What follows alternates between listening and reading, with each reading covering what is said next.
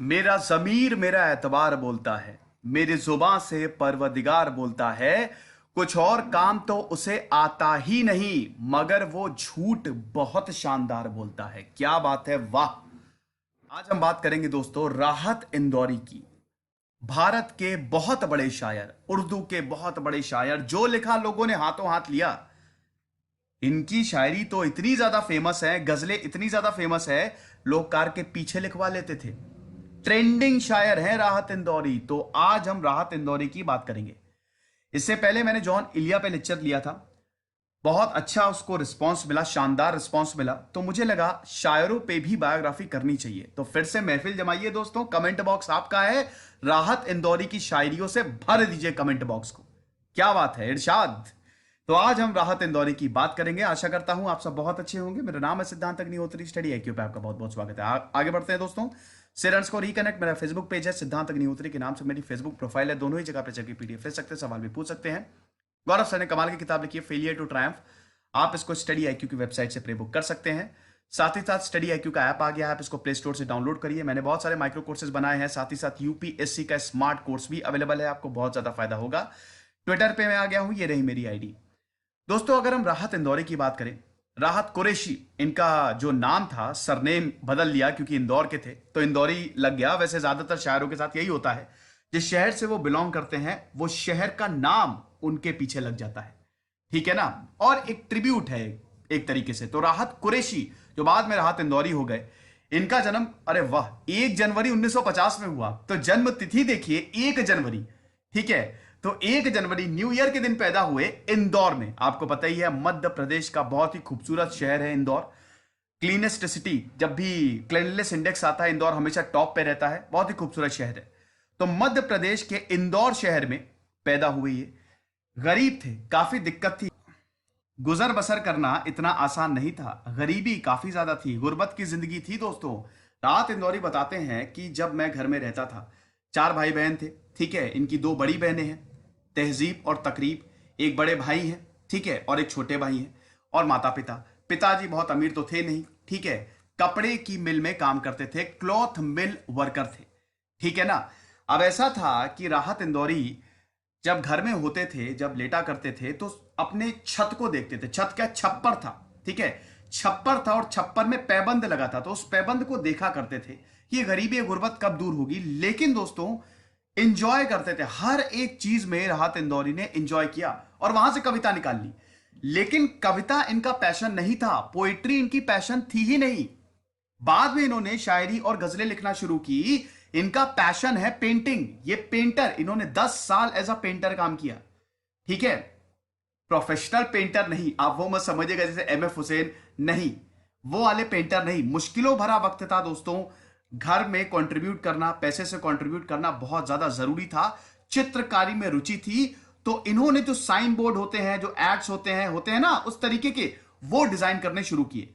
और प्रतिभा इतनी ज्यादा थी कि जब ये साइन बोर्ड डिजाइन करते थे, इनका नाम हो गया था।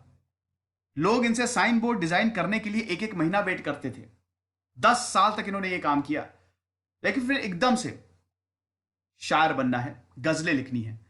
अब राहत इंदौरी बताते हैं कि मुझे खुद भी नहीं पता ये कैसे ख्याल आया, कैसे मैंने सोचा कि पेंटर से एकदम शायर बन जाऊं। और ये बताते हैं कि पेंटिंग और शायरी ये दोनों एक ही चीज है, एक ही सिक्के के 2 पहलू हैं।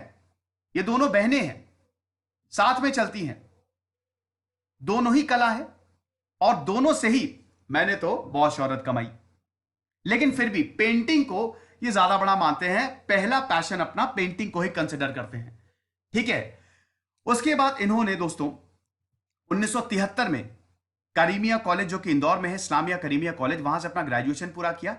और उसके बाद एमए किया उर्दू लिटरेचर में बरकतुल्ला यूनिवर्सिटी, बहुत फेमस यूनिवर्सिटी है एमपी की, बरकतुल्ला यूनिवर्सिटी से 1975 में इन्होंने एमए की डिग्री ली। और फिर पढ़ाया भी इन्होंने, 10 साल गजल पढ़ाई भी, उसका अध्ययन भी किया बाकायदा, ठीक है। इनके बारे में बोला जाता है कि बाहर से सख्त लेकिन अंदर से नर्म है ना। फिर इन्होंने पीएचडी भी की उर्दू लिटरेचर से, है ना, एमपी में भोज यूनिवर्सिटी से उर्दू लिटरेचर से पीएचडी भी थे। तो काफी पढ़े लिखे हैं।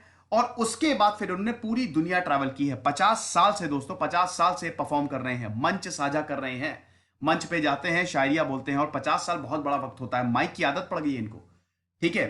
और कुछ शायरिया तो दोस्तों इनकी बहुत ही ज्यादा फेमस है, इन्होंने पूरी दुनिया घूमी। हालांकि ये जो देखिए, एक शायर की जिंदगी इतनी आसान नहीं होती है, बहुत मुश्किल होता है। और जब यहाँ पे पूछा गया, गजल के बारे में पूछा गया कि आप गजल और शायर को कैसे देखते हैं, तो राहत इंदौरी ने बोला कि देखिए, गजल को समझना बहुत मुश्किल है, मैंने तो काफी वक्त लगाया और बाद में मुझे समझ में आया कि अगर गजल या शायरी को समझनी है तो आपको थोड़ा पागल, थोड़ा दीवाना, थोड़ा दिलफेक, थोड़ा सा अड़ियल, थोड़ा सा क्या कहते हैं कि मतलब थोड़ा जिसका दिल टूटा हो, और थोड़ा सा बज्जलन होना पड़ता है।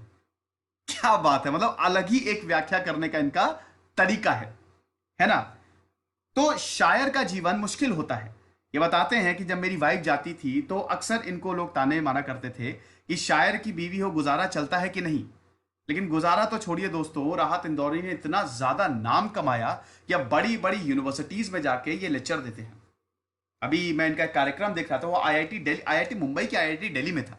बड़ी बड़ी यूनिवर्सिटीज में पूरी दुनिया घूम चुके हैं दोस्तों, पूरी दुनिया घूम चुके हैं। Bahrain, Oman, Kuwait, Mauritius, America, Pakistan, Bangladesh, पूरी दुनिया। पाकिस्तान में बता रहे थे कि पाकिस्तान में ये जॉन इलिया से मिले थे, तो इनकी जॉन इलिया से मुलाकात हुई। जॉन इलिया एक और बहुत गजब के शायर, वो तो ऐसे शायर थे, आज के जमाने में सबसे फेमस शायर है जॉन इलिया।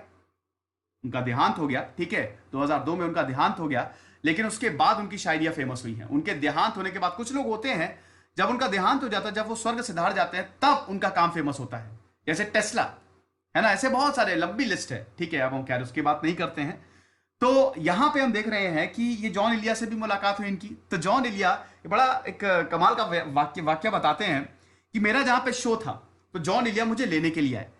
तो जहां पे मुझे जाना था वहां रोड बड़ी खराब थी, तो मैंने उनसे पूछा कि कितना वक्त लगेगा वहां पे पहुंचने के लिए। तो जॉन इलिया ने बनाया बस 3 पैक।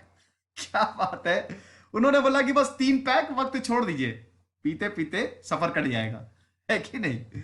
तो ये बात बताई। और आपको बता दूं कि राहत इंदौरी ने फिल्मों में भी एज अ लिरिसिस्ट काम किया है। बहुत सारी मूवीज में इन्होंने गीतों को लिखा है, ये शायद बहुत लोगों को बात पता नहीं होगी।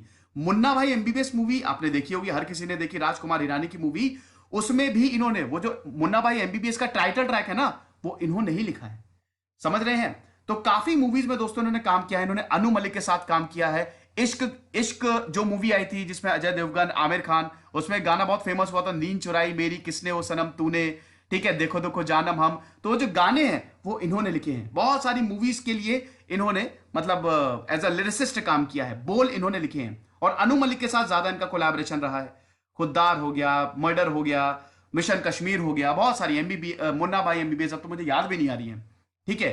किताबें भी लिखी हैं इन्होंने, अभी हाल ही में इनकी बायोग्राफी रिलीज की गई, है ना। मौजूद हो गया, नाराज, चांद पागल है, धूप बहुत है, इस तरीके की किताबें इन्होंने, किताबें भी लिखी, ऑथर भी हैं, लिखना बहुत पसंद है कि नहीं। अब हम इनकी कुछ फेमस शायरीज की बात करते हैं। 40 से 45 साल हो गए हैं दोस्तों इनको परफॉर्म करते हुए, ठीक है। बहुत सारे मुशायरा, कवि सम्मेलन में परफॉर्म करते हैं, जाने माने पोएट हैं ये, है ना। और ये जो इनकी पोयम है, बुलाती है मगर जाने का नहीं, ये तो एक मेटाफॉर हो गई। कहना कुछ चाहते थे, कह कुछ गई ये पोयम। ये इतनी ज्यादा वायरल हुई, बुलाती है मगर जाने का नहीं, कि लोगों ने गाड़ी के पीछे ये लिखवाना शुरू कर दिया, बुलाती है मगर जाने का नहीं। एक ट्रेंड सेटर हो गई ये पोयम। अब दोस्तों ये पोयम कुछ इस तरीके की है, देखिए पोयम, देखिए क्या लिखते हैं, और इनका बोलने का अंदाज, ओहो। आपने अगर राहत इंदौरी को सुना होगा, अगर वो 1 घंटे का भी प्रोग्राम होगा, ठीक है, जैसे मैंने तो कभी लाइव नहीं देखा, मैंने तो यूट्यूब पे ही सुना है, तो अगर वो 1 घंटे का भी प्रोग्राम, तो 1 घंटे कैसे, एक बार आपने उनको बस बोलते हुए सुन लिया, फिर वो 1 घंटे जब पूरे होंगे तभी आप हट पाएंगे, ऐसा जादू है उनमें। ये पोयम है दोस्तों, आप देख सकते हैं। हम कुछ फेमस पोयम्स की, कुछ शायरी की उनकी बात करेंगे, ठीक है। ये जो इन्होंने लिखा कि बुलाती है मगर जाने का नहीं, ये दुनिया है इधर जाने का नहीं। अब यहां पे बताना चाह रहे हैं, दुनिया ऐसी है तो इधर मत जाओ, ये जो तौर तरीके तुमको बताती है इसको मत फॉलो करो, ये अपने हिसाब से तुम चलो, ये बताने का मतलब ये था। लेकिन लोगों ने कुछ उल्टा ले लिया, और लोगों ने बुलाती है मगर जाने का नहीं लड़की से जोड़ दिया। तो इसीलिए जो यूथ है ये इतनी ज्यादा वायरल हुई, बुलाती है मगर जाने का नहीं, कि क्या बताएं। अब इस पूरी पोयम को पढ़ते हैं हम। बुलाती है मगर जाने का नहीं, ये दुनिया है इधर जाने का नहीं। अगली लाइन देखिए, मेरे बेटे किसी से इश्क कर, मगर हद से गुजर जाने का नहीं। क्या बात है, समझ रहे हैं? बिल्कुल सेंसेस में रह के। जमी भी सर पे रखनी हो तो रखो, चले हो तो ठहर जाने का नहीं। सितारे नोच कर ले जाऊंगा मैं, खाली हाथ घर जाने का नहीं। वबा फैली हुई है हर तरफ, अभी माहौल मर जाने का नहीं। ओफो, डीपनेस देखिए आप, गहराई देखिए आप। अब ये लास्ट लाइन तो सबसे बेहतरीन। वो गर्दन नापता है नाप ले, मगर जालिम से डर जाने का नहीं। बुलाती है मगर जाने का नहीं। ये बहुत वायरल इनकी पोयम थी, ये बहुत ज्यादा वायरल हुई। ठीक है, और कुछ बात करें दोस्तों जो उन्होंने लिखा है, तो जुबा तो खोल, नजर तो मिला, जवाब तो दे, मैं कितनी बार लुटा हूं, मुझे हिसाब तो दे।